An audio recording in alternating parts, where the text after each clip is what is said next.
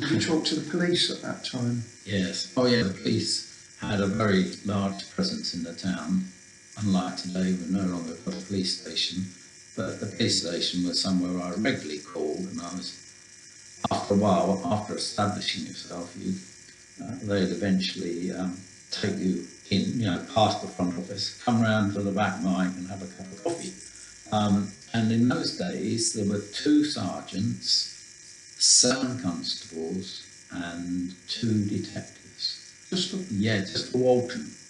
Yeah, although the detectives covered the tendering rural area, no place to Walton, but the policemen were just for Walton, and there was another policeman at Princeton who came under Walton, but he was separate. So, there was a really big police presence, and walking down the street, you would bump into a policeman. Yeah, and that was really handy for me, because often they would pass things on to me. And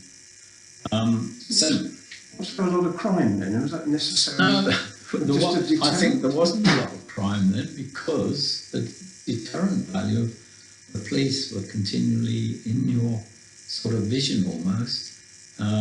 So there weren't a lot of crime.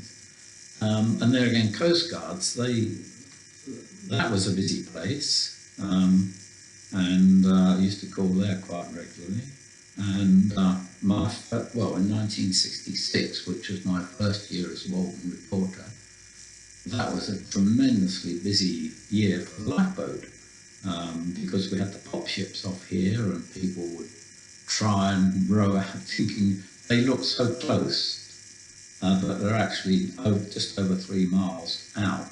But people thought they could, row out in 10, 15 minutes, and while the water is quite calm inland, if there's an offshore wind, it gets quite rough out there, and they would come to grief. So the lifeboat was involved in several rescues for people like that, as well as the normal work they did.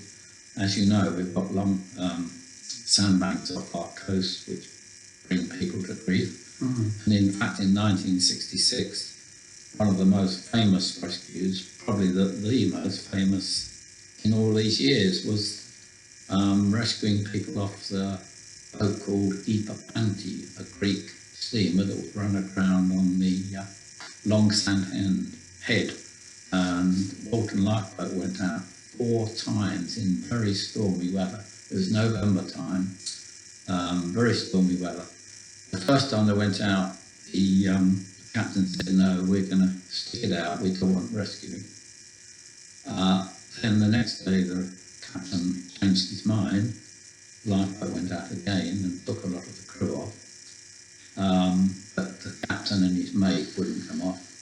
And then the 3rd day, eventually they had to go out yet one more time to get the captain. And that was just before the boat actually broke up. Oh, really? Yeah, so... It's about 12 miles out? Yeah, 12, 13 miles out, yeah. So it was a really tremendous rescue, and on that last day, the Saturday, probably there was a shortage of news in Britain at that time. We were the lead story on the BBC 10 o'clock news. Bob Oxley, who was the lifeboat secretary, and Frank Bloom, the Coast Guard, the lifeboat coxswain, were both interviewed on the BBC, and that was the lead story. So that was a great story to be involved in. Yeah. I don't know if it was after your time, but I remember a day when Walton was the lead story. Soon after we moved in, it must have been in the early 80s, early to mid 80s, the end of Terrace House blew up. East Terrace. Yes. And friends of ours were coming to visit for the first time. Yes. And it was the lead story on the news. It was coincidence. Do you remember that? Yes, I do, because we launched an appeal to help the family who were devastated by the fire, etc. Yes, things like that. The fire station, I suppose you spoke to them in your day. Yes, there was a... Was that there at Frinton? At Frinton, yes, they weren't stationed, well, they're stationed there, but of course they're all part-timers, including the fire officer, a bloke called Colin Stock, very nice bloke. Again, he would ring me sometimes, but in those days, the lifeboat had a maroons, went up, you knew when the lifeboat was coming Yeah, out. of course. Fire station had a siren. So when I was out and about in my car, or, I'd hear these things and you'd immediately know something was on. Well, that doesn't happen nowadays. Another instance was I knew a chap in Church Road. He was one of my contacts for the Walton Parish Church. And on the day in 1987, there was this train overshot the Uppers. That's right, yes. And that happened on the train coming in from Liverpool Street or Colchester, getting in here at 1:15 on Thursday. And he immediately phoned me to let me know. And we got it in that day's Evening Gazette.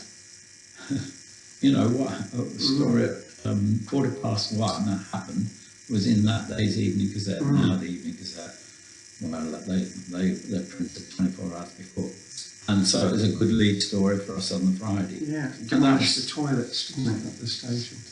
Yes. So it could have been a lot worse, but and our photographer, he got a brilliant photograph of it, because there was a sign up saying 306 trains stop here, because obviously they had different coach layouts. So the 306 had to stop here, and Terry Whedon got a lovely picture of the train all crumpled up with 306 stop here, and obviously it didn't stop there. Because you were out and about, you did get fun stories, and it was a good time to be a reporter. As for characters, like Ron Hurst, he was a local planner sort of thing, doing plans for people.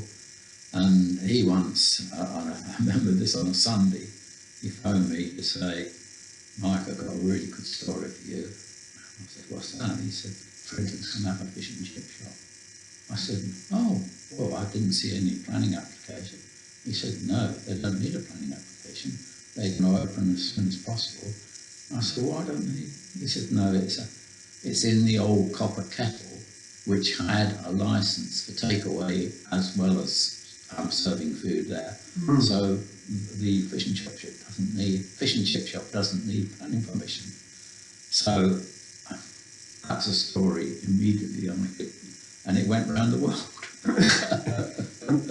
Britain's got its first fish and chip shop. You spread the story before it even opened. Oh yes, wow. Yeah. Well, a similar thing happened with the pub, of course, didn't it? Oh yes. A few years later, the pub, although that wasn't quite so much of a secret, and of course they had to put a planning application in, and so everybody knew about that at the time. But this was news only I knew. And Scoop. It went round the world. Scoop Chaplin. No, so it's good to know people, and as I say, in those days, you could walk down the street and know more or less everybody. Of course, there were characters who ran businesses in those days. Nipper Norman, electrician, lived in the town, and he was the great historian of the town. And I helped him actually publish his book of postcards, and he was so useful. He knew everything about Down, so he was a great help to me in my career. And it was, tragic really. He died at quite not a young age, but he wasn't old. He was still working. Similarly, we had John Weston, who was a plumbing and heating engineer, who was so much involved in the nature of the maze, and he died while he was still working. So it was tragic that we lost two good people who were doing a really useful job in Walton and also doing a lot for the community in other ways. Like John Weston did so much for the nature trust up at the knees, and as you know, he eventually had the nature reserve named after him.